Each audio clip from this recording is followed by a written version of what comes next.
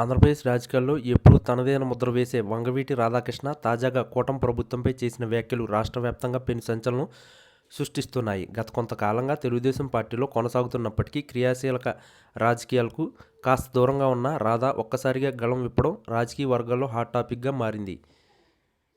ముఖ్యంగా రాష్ట్రంలో వైఎస్ఆర్ కాంగ్రెస్ పార్టీ నేతలపై జరుగుతున్న దాడుల విషయంలో ఆయన తీవ్ర అసంతృప్తి వ్యక్తం చేయడం కూటమి ప్రభుత్వానికి మింగుడు పట్టడం లేదు.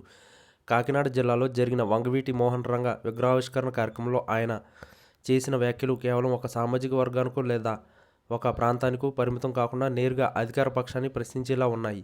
ప్రభుత్వం మారిన తర్వాత ప్రతిపక్ష నేతలే లక్ష్యంగా దాడులు జరగడం ప్రజాస్వామ్యానికి మంచిది కాదని రాధా తన ప్రసంగంలో పరోక్షంగా హెచ్చరించారు.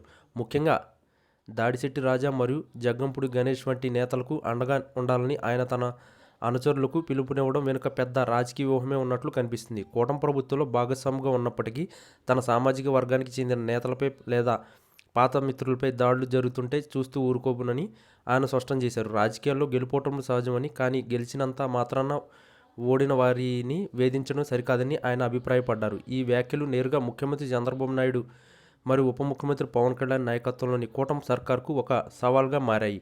రాధా వైఖరి గమనిస్తుంటే ఆయన త్వరలోనే తన రాజకీయ భవిష్యత్తుపై ఒక కీలక నిర్ణయం తీసుకోబోతున్నారనే సంకేతాలు అందుతున్నాయి. గత ఎన్నికల సమయంలో కూటమి విజయానికి తన వంతు సహకారం అందించిన రాధాకు ప్రభుత్వంలో తగిన ప్రాధాన్యత లభించలేదనే అసంతృప్తి ఆయన వర్గీయుల్లో బలంగా ఉంది. దీనికి తోడు అంబటి రాంబాబు వంటి కాపు నేతల అరెస్టులు మరియు దాడుల పట్ల ఆయన తీవ్రంగా స్పందించడం చూస్తుంటే ఆయన తిరిగి వైసీపీ వైపు చూస్తున్నారా అనే అనుమానాలు బలపడుతున్నాయి. రాజకీయ శత్రుత్వాలను పక్కన పెట్టి మానవత్వ దృక్పథంతో మరియు సామాజిక బాధ్యతతో వ్యవహరించాలని ఆయన కోరుతున్నారు. ఒకవేళ ప్రభుత్వం తన పంతం మార్చుకోకపోతే తానే స్వయంగా రంగంలోకి దిగి బాధితులకు అండగా నిలబడతానని రాధా చేసిన హెచ్చరికలు కూటమి నేతలను కలవరపెడుతుంది.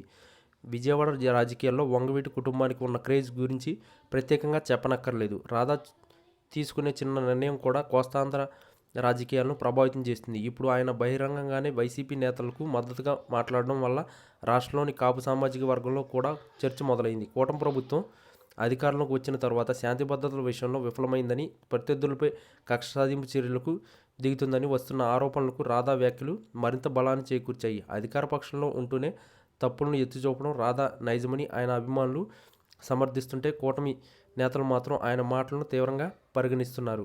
మొత్తానికి వంగవీటి రాధా చేసిన ఈ వ్యాఖ్యలు ఆంధ్రప్రదేశ్ రాజకీయాల్లో కొత్త సమీకరణాలకు దారితీసేలా ఉన్నాయి. ఆయన కేవలం హెచ్చరికతోనే ఆగిపోతారా లేదా వైసీపీ గూటికి చేరి కూటమి సర్కారుపై పోరాటం మొదలు పెడతారా అనేది వేచి చూడాలి. ప్రస్తుతానికి మాత్రం ఆయన మాటలు రాజకీయాల్లో ఒక కుదుపును తీసుకొచ్చాయి అనడంలో సందేహం లేదు.